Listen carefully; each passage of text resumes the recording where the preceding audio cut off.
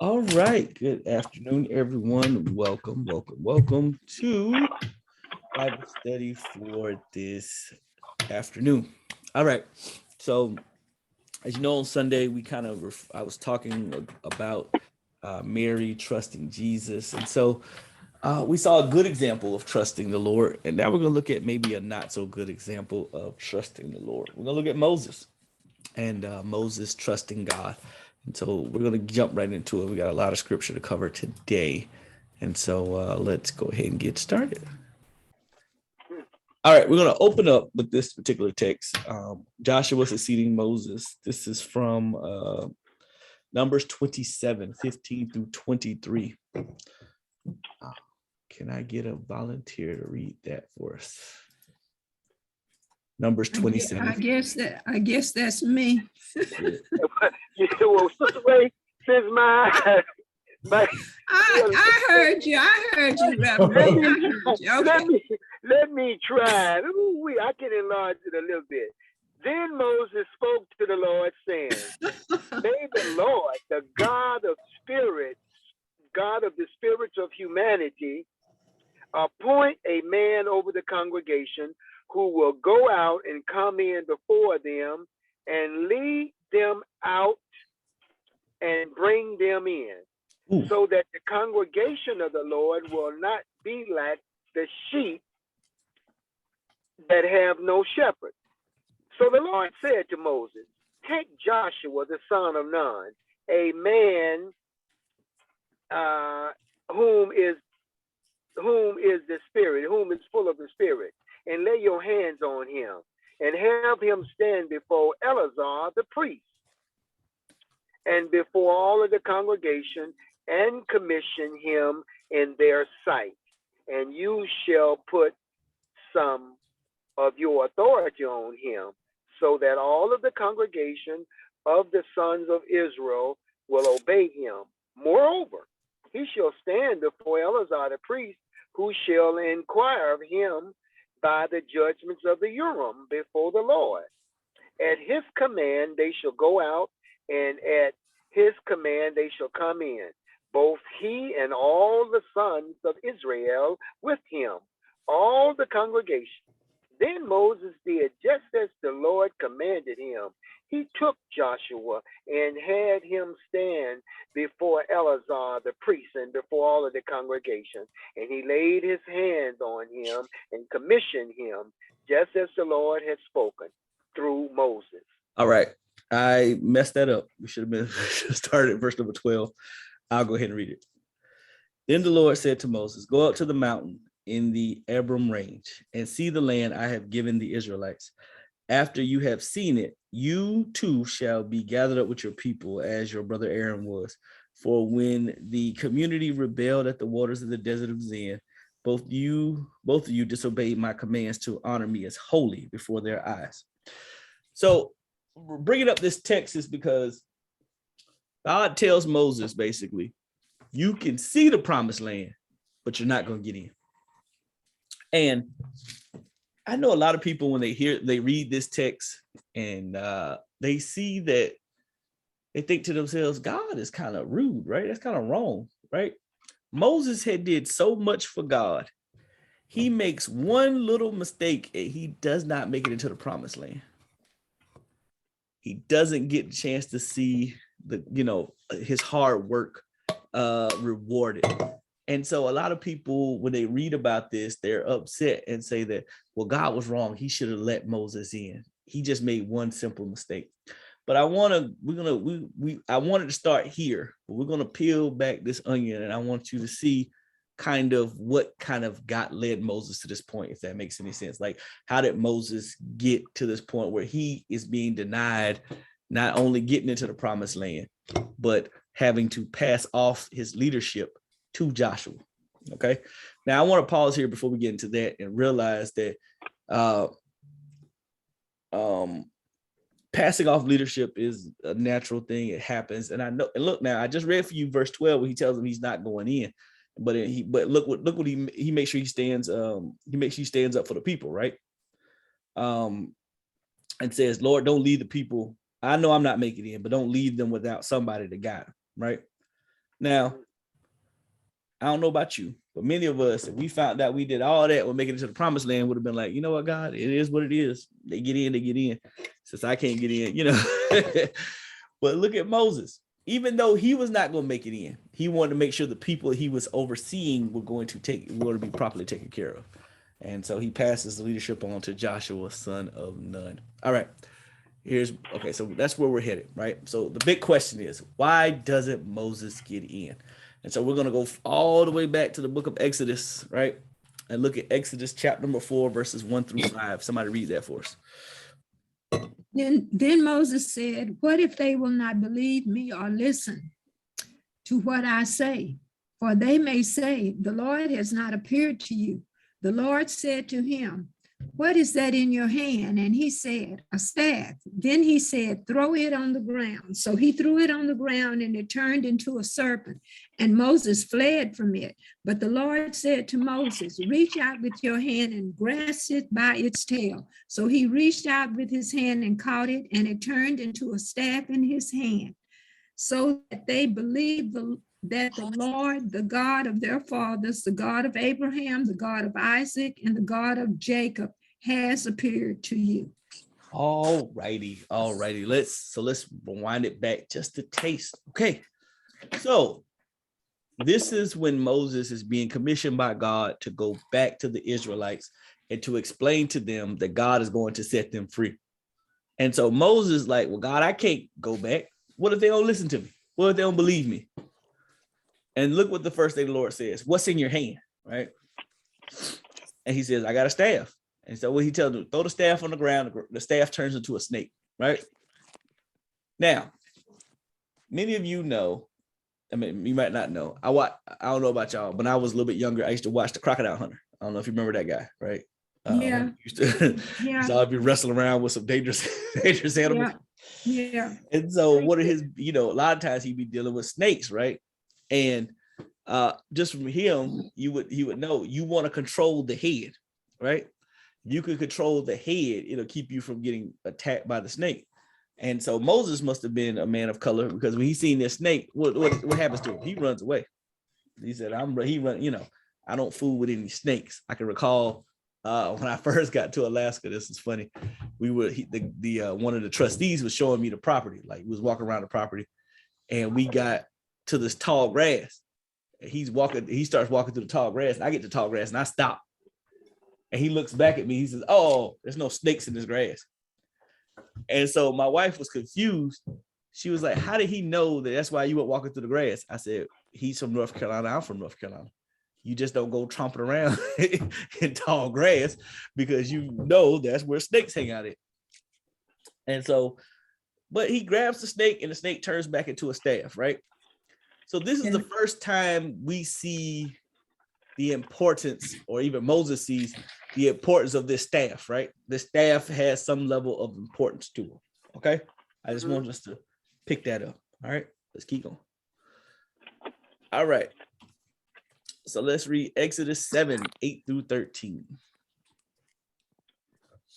Now the Lord spoke to Moses and Aaron, saying, when Pharaoh speaks to you, saying,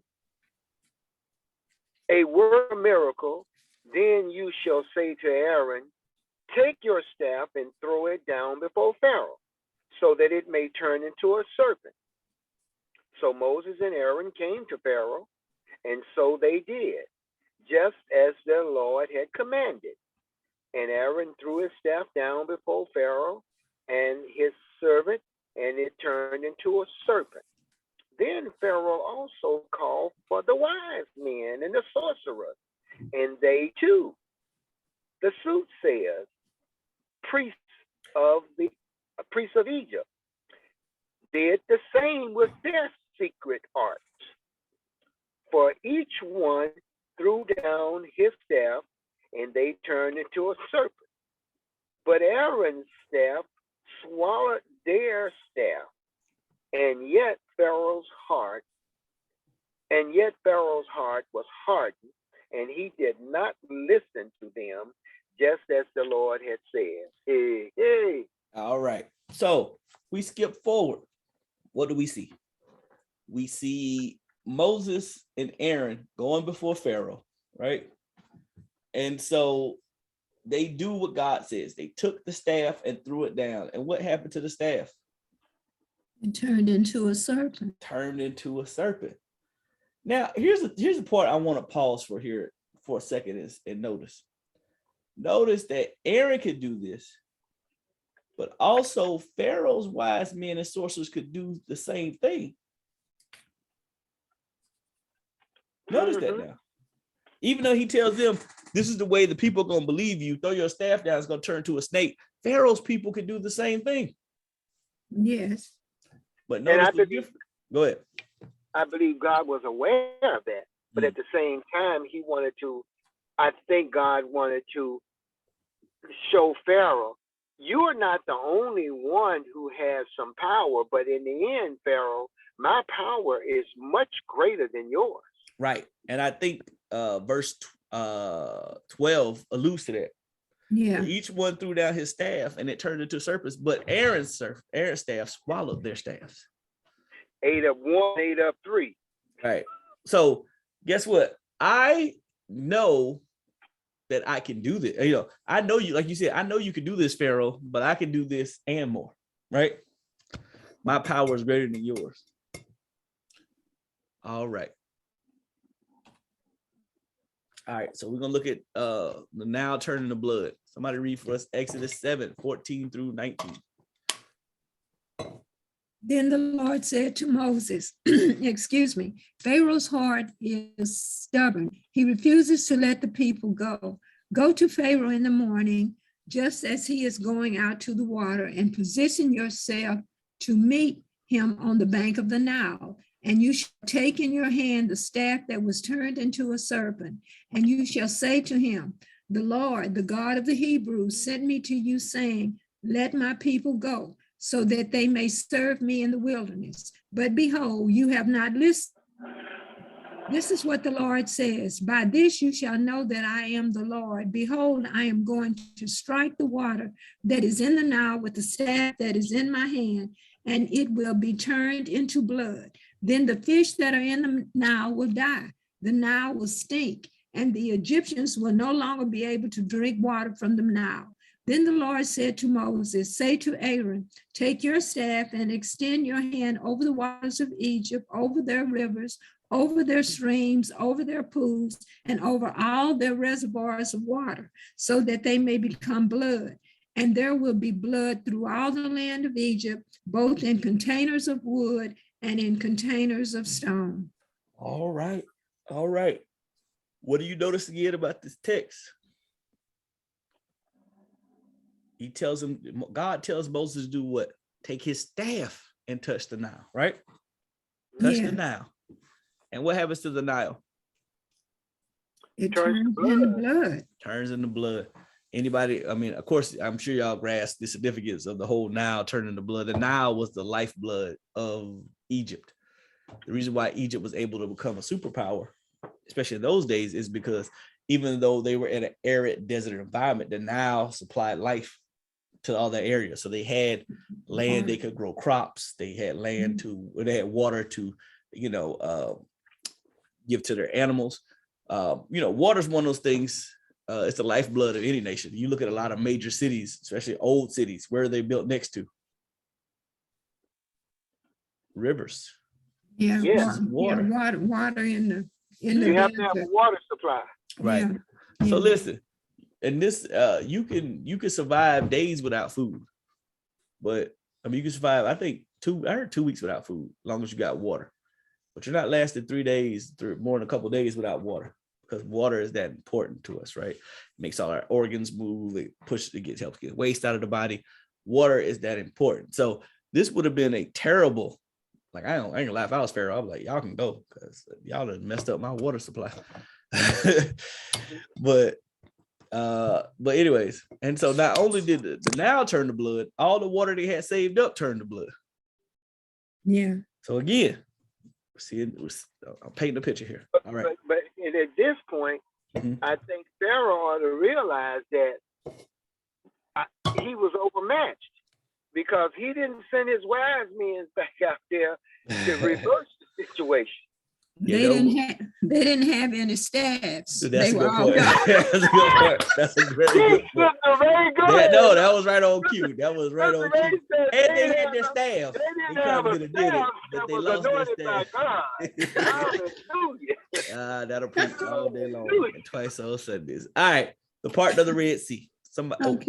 Somebody read for us Exodus 14, 13 through 30. Somebody just read this part there, 13 through 20. But Moses said to the people, do not fear. Stand by and see the salvation of the Lord. He will perform for you today. For the Egyptians whom you have seen today, you will never see them again. Ever. The Lord will fight for you while you keep silent. Then the Lord said to Moses, why are you crying out to me? Tell the sons of Israel to go forward.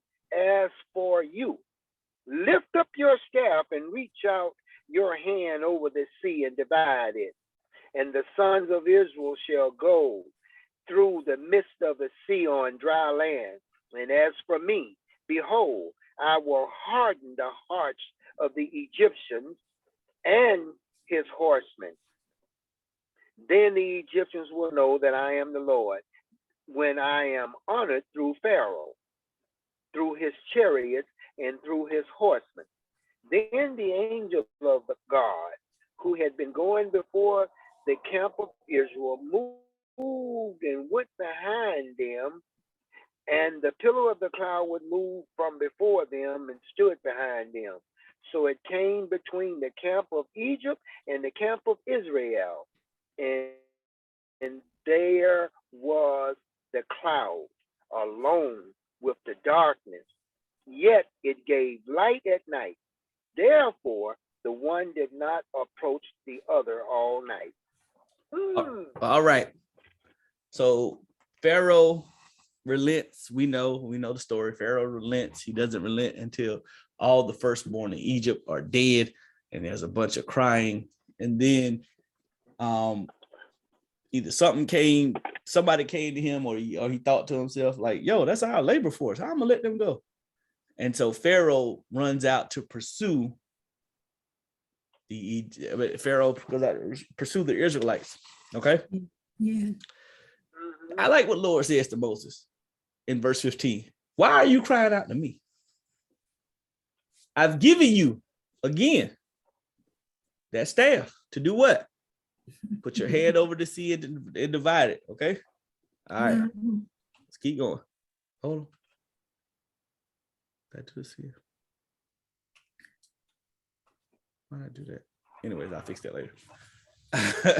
All right, somebody read verses. Looks like, did I skip a verse? Hold on.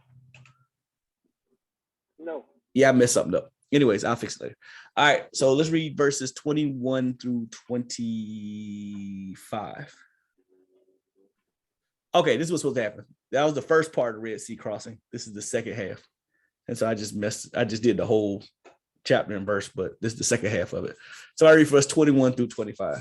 I see what I did, but I'll make it more clear later on. When Moses reached out with his hand over the sea, and the Lord swept the sea back by a strong east wind all night, and turned the sea into dry land, and the waters were divided. So the sons of Israel went through the midst of the sea on the dry land, and the waters were like a wall to them on their right and on their left. Then the Egyptians took up the pursuit, and all Pharaoh's horses, his chariots, and his horsemen went in after them into the midst of the sea. But at the morning watch, the Lord looked down on the army of the Egyptians through the pillar of fire and cloud, and brought the army of the Egyptians into confusion. He caused their chariot wheels to swerve, and he made them drive with difficulty. So the Egyptians each said, let me flee from Israel, for the Lord is fighting for them against the Egyptians. All right. So I do believe we need to go a little bit further, because I think that's where I messed up at. Hold on. I think you're supposed to be putting 20. Let's keep going. Somebody has Exodus 14. I'll find it. I gotta fix this. Okay. You stopped at 20. Yeah, we stopped at 25. We need to go from 26 to 30. Okay. I'll get there. Okay, Exodus 26 through 30, Exodus 14, 26 through 30. All right, 26. Then the Lord said to Moses, stretch out your hand over the sea so that the waters may flow back over the Egyptians and their chariots and horsemen. Moses stretched out his hand over the sea, and at daybreak, the sea went back into its place. The Egyptians were fleeing towards it, and the Lord swept them into the sea. The waters flowed back and covered the chariots and the horsemen, the entire army of Pharaoh that had followed the Israelites into the sea. Not one of them survived. But the Israelites went through on dry ground with the wall to the right and the left. The day the Lord saved the Israel from the hands of the Egyptian, and Israel saw the Egyptians lying on the shore. And when the Israelites saw how great the power of the Lord displayed against the Egyptians, the people feared the Lord and put their trust in him and in Moses, his servant. All right. So look, now you got to remember, there were people complaining to Moses, I do believe, up until this point. Like, especially when Pharaoh was like, okay, now you got to make more bricks and you got to find your own straw, right? Why are you causing this trouble on us? And then now that they're fleeing, of course, they were complaining again. Oh, Lord, we're going to die out here in the desert. But God does what? As the songwriter said, he made a highway just like that. Because he is the on-time God. Yes, he is. Yeah. And so, again, we see this. I hope y'all keep catching up with the theme here. Okay, that's where I messed up at. Okay. All right, we got it. I jumped ahead. Here's the rest of it. Okay, I got it. I see what I did. I got ahead of myself. All right. Ooh, sorry. All right, let's get to Exodus 17, 1 through 7. Then Go ahead, Sister Green. Go ahead, Sister Green. Then all the congregation of the sons of Israel journeyed by stages from the wilderness of sin, according to the command of the Lord. They camped at Rephidim, and there was no water for the people to drink. So the peoples quarreled with Moses and said, give us water so that we may drink. And Moses said to them, why do you quarrel with me? Why do you test the Lord? But the peoples were thirsty for water there, and they grumbled against Moses and said, why is it that you have brought us up from Egypt to kill, and our children and our livestock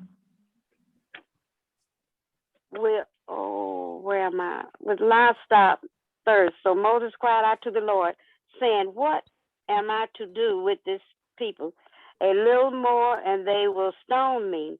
Then the Lord said to Moses, pass before the people and talk with you some of the elders of Israel, and take in your hand your staff with which you struck the Nile, and go. Behold, I will stand before you there on the rock of Hebron, and you shall strike the rock and water of it, so that the peoples may drink. And Moses did so in the sight of the elders of Israel. Then he named the place Mosiah and Meribah,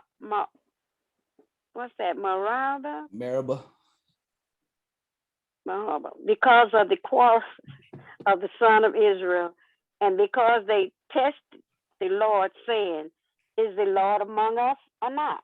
Now look, I want y'all to notice we only went a couple chapters. Chapter 14, we trust the Lord and we trust Moses. Chapter 17, you gonna bring us out here in the desert to die?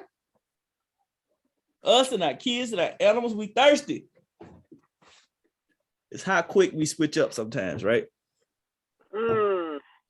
Think about how fast we go from God's good, I love the Lord, he heard my cry, to how long you just trying to kill us, God?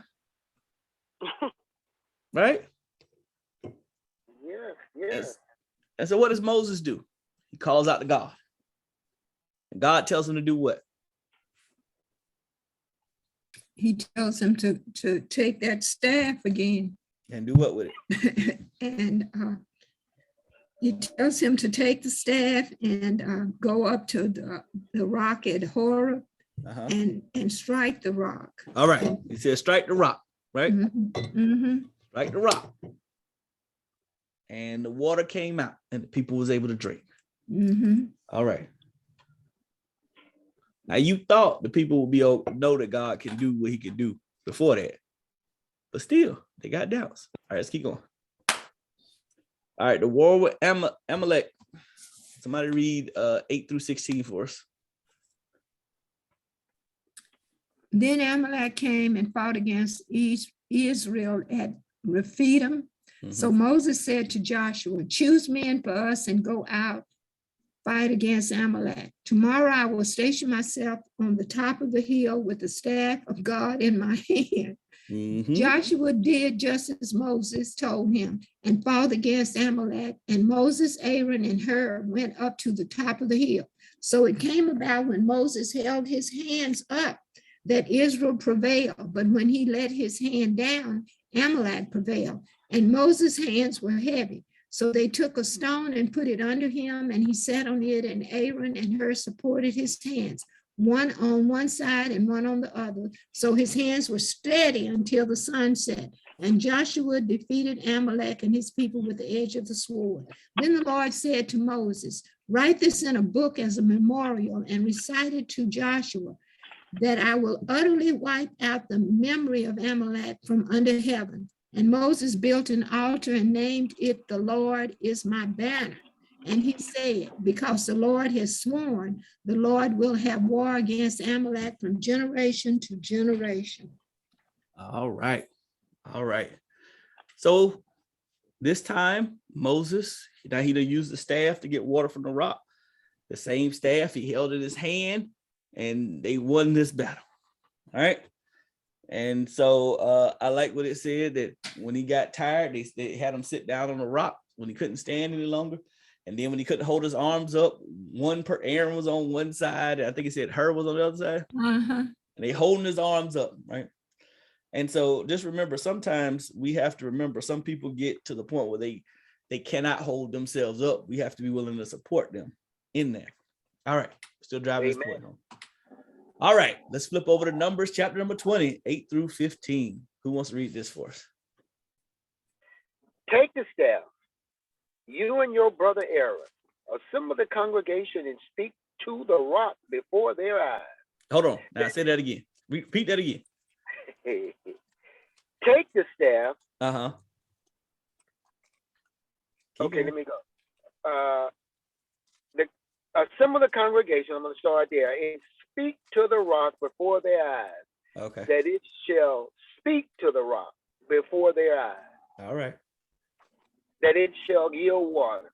So you shall bring water for them out of the rock and have the congregation their livestock drink.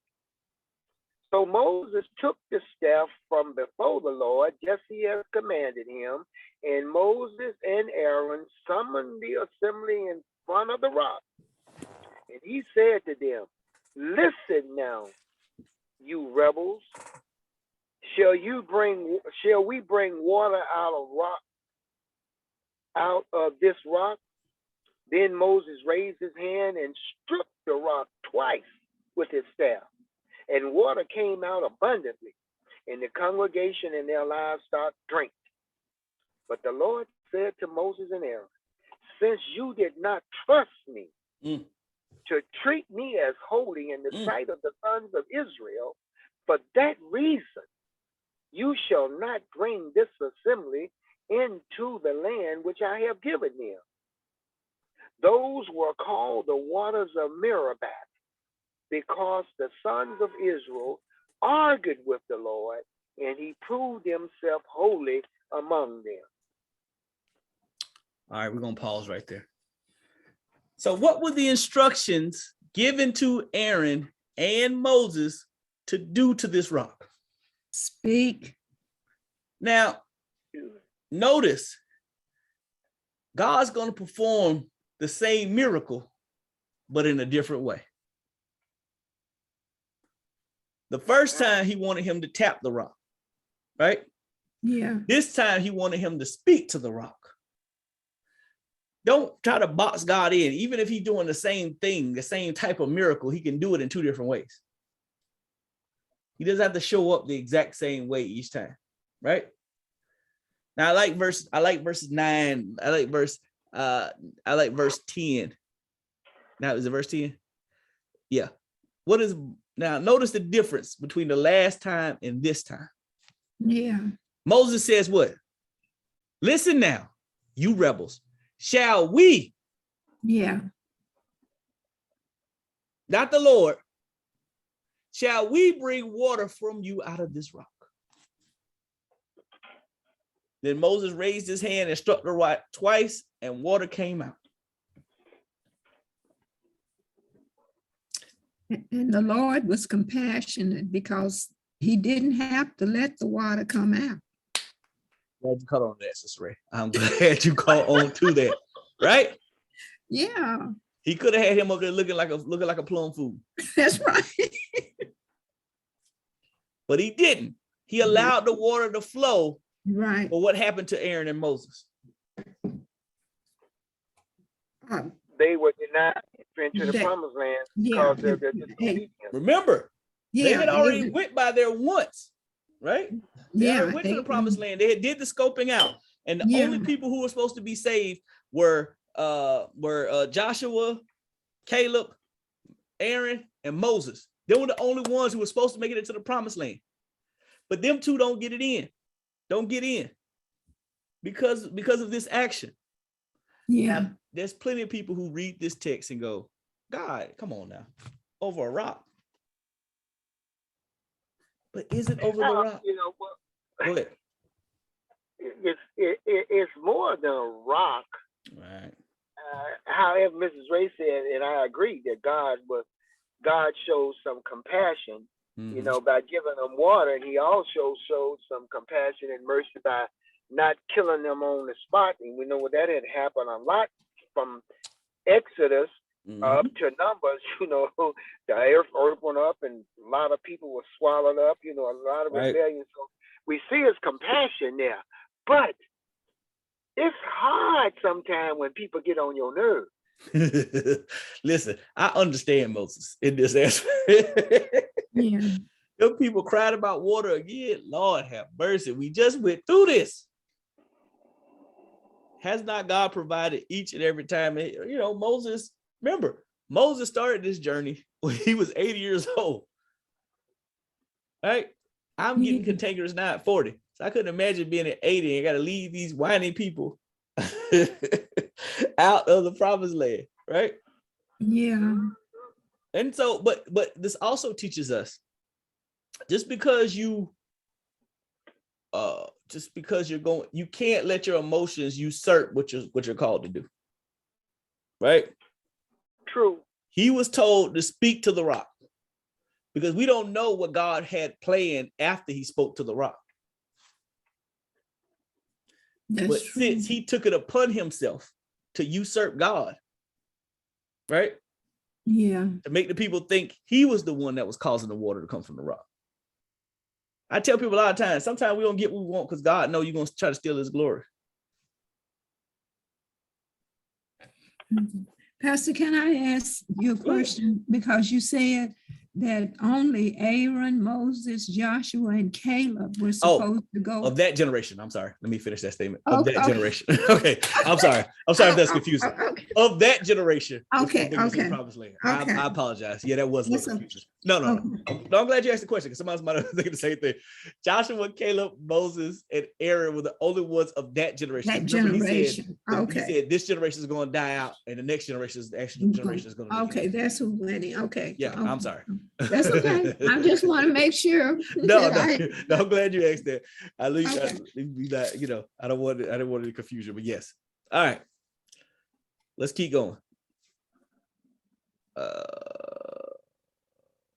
What is this? We could have stopped right there. We'll skip ahead. Okay.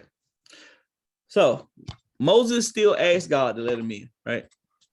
So let's look at Numbers 3:23 through 29. Is that Deuteronomy. Sorry, Deuteronomy 3:23-29. I'll read it. I also Go ahead. Go ahead, Sister Green. Go ahead. I also pleaded with the Lord at that time, saying, Lord God, you have begun to show your servants your greatness and your strong hand, for what God is there in heaven or on earth who can do such work and mighty acts as yours. Please let me cross over and see the good land that is beyond the Jordan, that good hill country and Lebanon.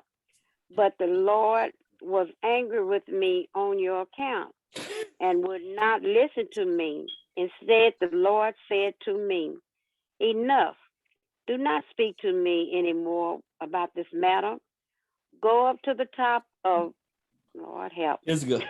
Pisgah, and raise your eyes to the west, the north, the south, and the east, and see it with your eyes. For you shall not cross over this Jordan, but commission Joshua and encourage him and strengthen him, for he shall go across, leading his people, and he will give to them as an inheritance the land which you will see. So we remain in the valley opposite Pharaoh. Yeah. Please forgive me, Pastor. These words is a little No. Listen, I don't know all these words. Do the best you can. No, I'm talking about they're small as well yeah, on this on my telephone here. That's fine. All right. So Moses admits in Deuteronomy he pleased to God. Come on, God. Now I done served you for all these years. Took these people out the promised land. I done did all this. Let me let me just cross over. Let me cross over. But God says what? No. Look, now hold on. Before we get to that part.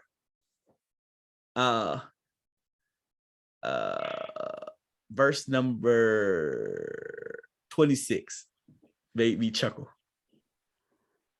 But the Lord was angry with me on your account.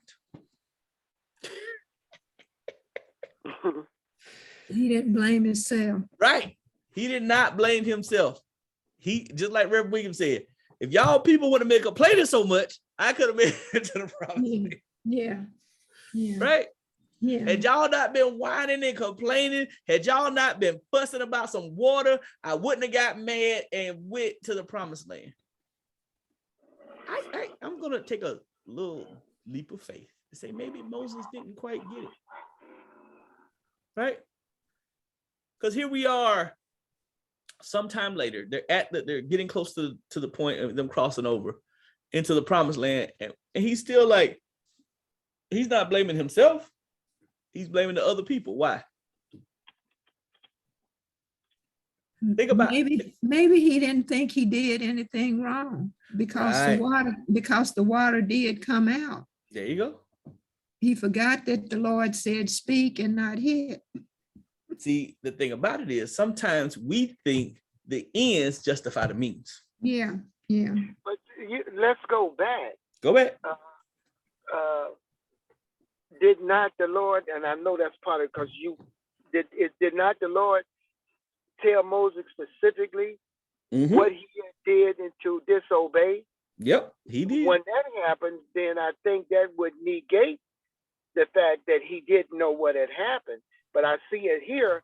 He's asking for mercy, but he don't want to take responsibility for his action. Yeah. Right. He's denying that he did anything wrong. That's right. Yeah. And so now, is he fully repentant? Is the question we have to ask ourselves. Right? No, because when you're fully repentant, you make no excuses. You say, I was wrong and do what I'm learning to do. Shut up. Don't say nothing else. Because anything else is an attempt to justify your wrong. There you go. Yeah. It's hard because I want to explain what you made me do. Right. Yeah. I love that. That to me is so, see, sometimes we look at biblical characters and we say they did all these marvelous things, but they were human, right? Yeah. What does Moses say? But the Lord was angry with me on account of you and would not listen to me. It's your fault that I'm husky. You always bring home sweets. It's your fault. I don't do this. It's your fault. I don't get enough sleep. You keep telling me about all these TV shows I should watch all night. It's your fault. How many people we know don't take fault in anything? It's always somebody else's fault. It's always somebody else. It's always their fault. It's always they provoked me. They did this. We do that a lot. And then that's the thing I notice a lot with some of us in leadership. Do we own up to our faults, or do we look at the other people? Right? It's real easy. Man, these people, they don't want to do nothing. Doc, you don't want to go to that church. Them people, they ain't gonna listen. And we didn't get our group didn't get this lunch because you didn't do what you were saying. There you go. One person, yeah. There Or you go. they blame it on one person or a few people in the group. You didn't hold up to your end. Right. And Yeah. then when you lose your job, you mad with the person who told the boss what you did. Yeah. There you go. Yeah. That's a good one, right? Yeah. Yeah. You've been out shamming, not doing your job. And then Yeah. when you get caught, man, why didn't you tell me the supervisor was coming? Yeah. If you were doing your job, my brother, I wouldn't have to warn you about the And that supervisor. goes back to Sunday school lesson, Mhm. I don't know. I need to say it a way that's biblically sound. You don't cover up for people's wrong. Right. And we do that sometimes under the guise of love, right? Or affinity or affection, right? Because I like you, I'm not going to hold you to the standard. Yeah. Right. I'm going to let you slide a little bit because I like you, which is counterintuitive. Because if you like them, you should want to hold them to the standard, not to the standard, but probably exceed the standard, right?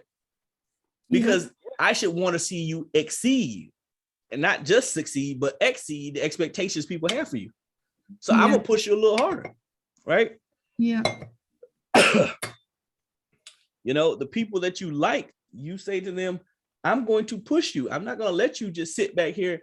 It's like, so me and sometimes Layla thinks I'm the meanest person in the world because I'll look at her report card and I'll be like, what is this? Well, I passed all my classes. I said, that's not what we do here. We don't just pass. You have the ability to bring home A work. I can't accept C's because I know you have the capacity to do A work. And I know she doesn't get it now. She thinks I'm just being a mean jerk face. But what I'm trying to get her to understand is, go ahead. I was gonna say I can sympathize with Layla because my mother expected A's from me, but she let my sisters do C's. Yeah. Listen. You was the oldest. Well, Listen, it's the same thing, right? So we know Zakai has special needs. So I know. we can't, you know what I'm saying? So Yeah, I do I get know. her paid. Yeah. But this joker get away with murder. He can't. I know. And I get it. At 10, you're not grasping, I can't. Whose much is given, much is required. Right. So what I'm trying to say to her, Yeah. I was explaining to her the difference between being equitable and fair. Right. Yeah. And I gave her the example of, I saw this on Facebook. I gave her an example of, let's just say we're all looking over a fence to watch a baseball game, right? Or something like that. I said, what's fair, if there's step stools so we can look over the fence, all of us get a step stool. That's fair, right? There's 3 of them, there's 3 of us, all of us get a step stool. I'm laughing because I came close to using that slide Sunday in my Sunday school lesson. You should have. All right. So I don't really need the step thing, right? So it's helping me, but it's, you only get one. You can barely peek over. Zakai can't even see over, right? Yeah. And so I said to her, what will be equitable is I stand on my own 2 feet because I can see over. You get 1, you get 2, and then Zakai gets 3 or whatever. So that way everybody can see, right? Mm-hmm. And so I was explaining to her, I know you want things to be fair and you both get treated the same, but it's still not equitable, right? Yeah. I can't hold him to the same standard I hold you to because of his issues, right? And I know at 10, this is not fair, right? But I can't, you're too brilliant for me to let you slide away with C's and D's. You get what I'm saying? Yeah. I understand now, but yeah, I know, but as a kid, we understand. As a parent, you know what your child is capable of. Right. And so I guess my mother said, I know these are C's or whatever, because she would get on me if I brought home a B. Oh, my parents was the same way, but you know, me and Corey, and they would tell us we would bring home C's. We would get in trouble for C's. Yep. Because my dad said, you guys are A and B students. I can't accept C's from you guys. Yeah. And again, you know, I had my friend down the street. His parents was happy he made D's. my mama got to the point, she said, D me was going to help. She was going to end up killing me. So I was rebellious and did just enough to get by in high school. I'm sorry. Right. Let me mute myself. No, you're fine. That's funny. No, fine. That's funny. That is funny. But the point I'm trying to make is a lot, you know, Moses was held to a higher standard because Moses was in a different position. We can go through the text and see this. The text says he spoke to Moses face to face. Yes. We go through the text and see what God says. Moses is my friend. Yeah. He called Moses his friend. I speak to him face to face. Other people I speak in riddles, but I spoke to him face to face. How dare you not listen to me when we're supposed to have that kind of relationship? Yeah. That's the thing Moses was missing out on. He got access to see God in a way nobody else had a chance to see God before that. God worked through him and used him in a very special way. And so because of that, I got to hold you to a higher standard, Moses. You're not just an average Joe Schmo off the street. You are a leader. You are the person that I spoke to directly. Your face was so brilliantly shined with my glory that you had to wear a veil. I allowed you to see my back. Yep. So when I asked you as my friend to do something and you take the credit for it, you steal the glory that's rightfully mine, I can't let that slide. By letting you in, I'm okaying that it's okay to only do half of what I tell you to do, or 90% of what I tell you to do. And you were a murderer on the run. And I put a special call on your life. Nobody else in the Bible got a burning bush but you, Moses. Yeah. And you're right. You're right. I'd already let you slide. All right, let's keep going. Because me and Reverend Williams gonna start preaching here in a second. No, don't do it. I'm not a pastor. Do not leave Sister Ray out of that equation. She done brought that staff up too many times. Don't leave her out. Well, no, that was on purpose. I'm glad she caught hold of that. It's on purpose. It's on purpose, right? Because the point I was trying to get to by bringing the staff up so much is it looked like Moses had more faith in the staff than he did God. Yes. Because he had seen the staff work, right? Yeah. So that's why he's thinking, I'm gonna cause water to come from this rock because I got this power. The power's in the staff, not in the God above who gave him the staff.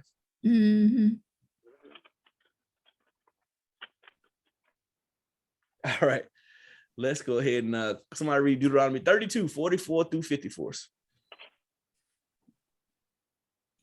Then Moses came and spoke all the words of this song in the hearing of the people, he with Joshua, the son of Nun. When Moses had finished speaking all these words to all Israel, he said to them, take to your heart all the words with which I am warning you today, which you will command your sons to follow carefully, all the words of this law. For it is not a trivial matter for you. Indeed, it is your life.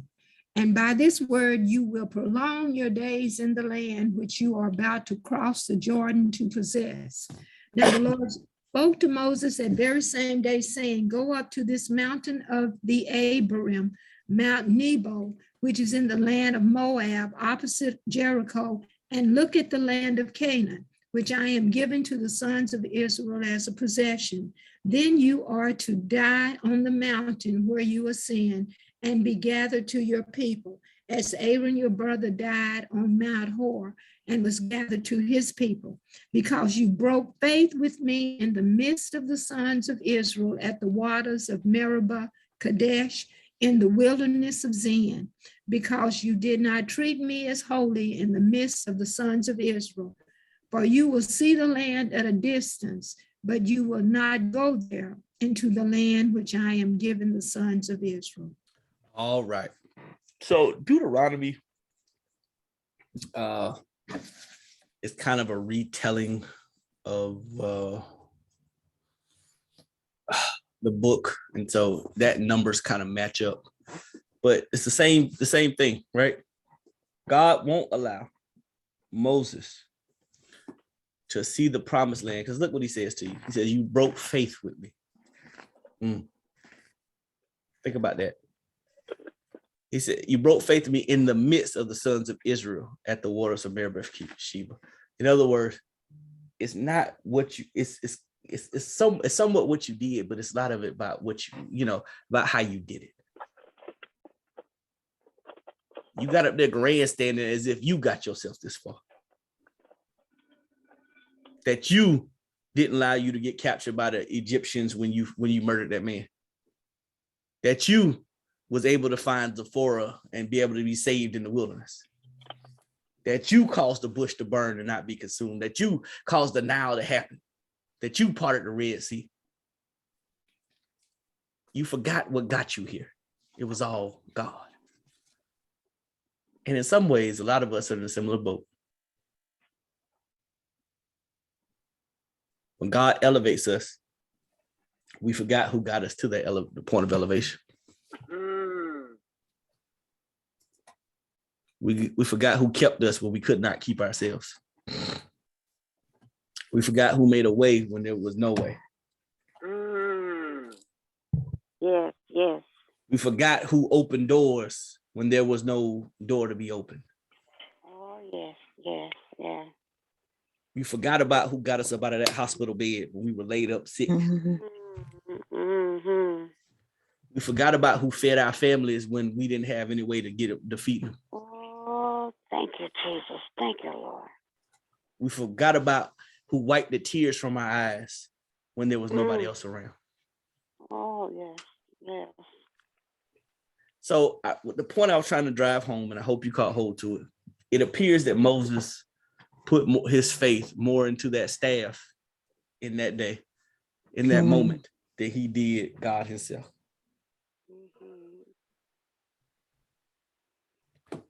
And so the question is, do we truly trust God like we say we do? Something to think about. We're looking at Moses. He had this special relationship with God, right? Yes.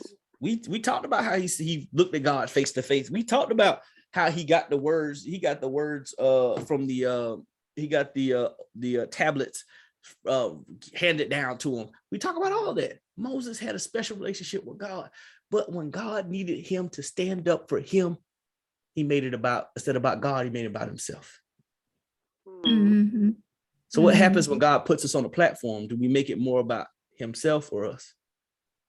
Make it more about God or ourselves?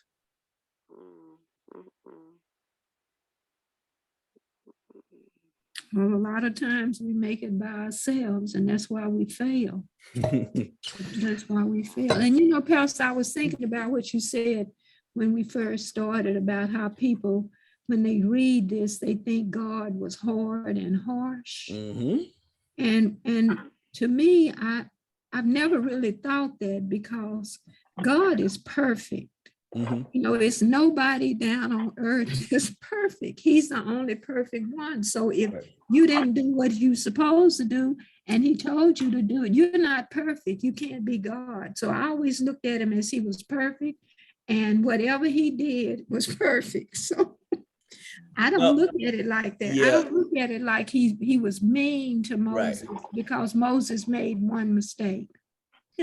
This I would say this Bible study would really resonate with I think a younger crowd, because they see some of the stuff of God in the Old Testament. And like how y'all picked up on the grace, even in the punishment. Yeah. Sometimes you don't see that. They just see the punishment, but they don't see the grace that's behind it, right? It comes from years of living. Right. So people love talking. I tell people love talking about grace. Grace is beautiful. I love, we got a whole song about amazing grace. But sometimes I thank God just for mercy, for the fact that he didn't give me the full measure of what I was supposed to get. Right? Yeah. Thank God for mercy. So we talk a lot about grace. I love grace, but let's not be thankful for mercy. Yeah, I got spanked, but I ain't get the spanking I deserve. Oh, yeah. I know what I know. I got a rap on the hand when I should have got took behind the woodshed, right? Yeah. So I thank God even for his mercy. We showed Moses mercy, just like Sister Ray pointed out. The water still flowed, even though he was disobedient. That was mercy. Yeah. The fact that he was going to get to the promised land and not die right there was what? Mercy. Just think if that water hadn't flowed, what them Zionites would have done. Oh, they would have stoned him right then and there. Right? Yeah, it was mercy for Moses, but I just feel like he had compassion on the people because he knew they were thirsty, Yeah, that too. Everybody could have been wiped out right there. God's multifaceted. Look, God talked about killing them a couple times. Let's keep it 100 now. He talked about murdering them a couple times. Yeah. He told Moses, look, I can kill off all these people and just start over with you and your family. And Moses stood in the gap. I don't know. Somewhere in Exodus, he stood in stuff. He did. He was a good pastor. Because even though God told him he wasn't gonna get in, he still shepherded the people. Yeah. So let's give Moses props on that end. Yeah. He still looked out for the people. And even when he said, I beg God, God said, enough, don't bring this up to me. Go ahead and commission Aaron. He pleased to God. God, don't leave your people without a shepherd. Yeah. Don't leave them scattered. He said, okay, commission Joshua. So he cared about them. He loved them, even though they got on his last nerve. He still loved them. And that's the heart of a pastor. Yeah. All right. Any other questions, comments, concerns? I always think don't be enough information. Sometimes when I think like, oh, this might be too much, then we end up finishing. Like this one, I was like, oh, we might not make it through in time. We did good. Any other questions, comments, concerns? Are we still recording? Yeah, I'm gonna turn it off in a second. All right. God bless all of you who are watching. Please join us again for our Bible study. Amen.